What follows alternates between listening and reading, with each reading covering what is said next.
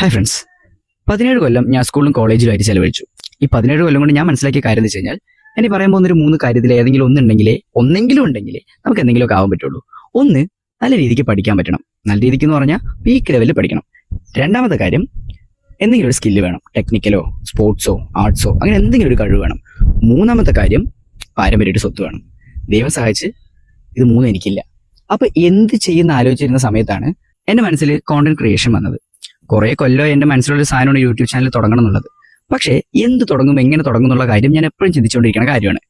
Finally ഒരു Brave step എടുത്ത് ഞാൻ അങ്ങോട്ട് തുടങ്ങി. I just want to start a business. എനിക്കൊരു ഓണ്ടർപ്രണർ ആവണം. പക്ഷെ എന്ത് ഞാൻ സെലക്ട് ചെയ്യും? ഒരു ബിസിനസ് സ്റ്റാർട്ട് ചെയ്യാൻ ലക്ഷക്കണക്കിന് രൂപന്റെ ഇൻവെസ്റ്റ്മെന്റ് ആവശ്യമുണ്ടോ? ലോൺ എടുക്കണോ? അങ്ങനെ എടുക്കേണ്ട ബിസിനസ്സുകൾ ഉണ്ടാവാം. പക്ഷെ ഒന്നും അറിയാതെ സെലക്ട് ചെയ്യുമ്പോൾ എന്തിനാണ് അങ്ങനെ ഒരു സാധനം സെലക്ട് ചെയ്യേണ്ട ആവശ്യം? വീടിന് ചുറ്റും പരതിയാൽ തന്നെ നമുക്ക് ഒരുപാട് ബിസിനസ് ഐഡിയാസ് കിട്ടും. അപ്പോ ഞാൻ ഒന്നുകൂടെ പരതാൻ പോവാണ്. ഇനിയും ബിസിനസ് ഐഡിയാസ് കിട്ടിയാലോ?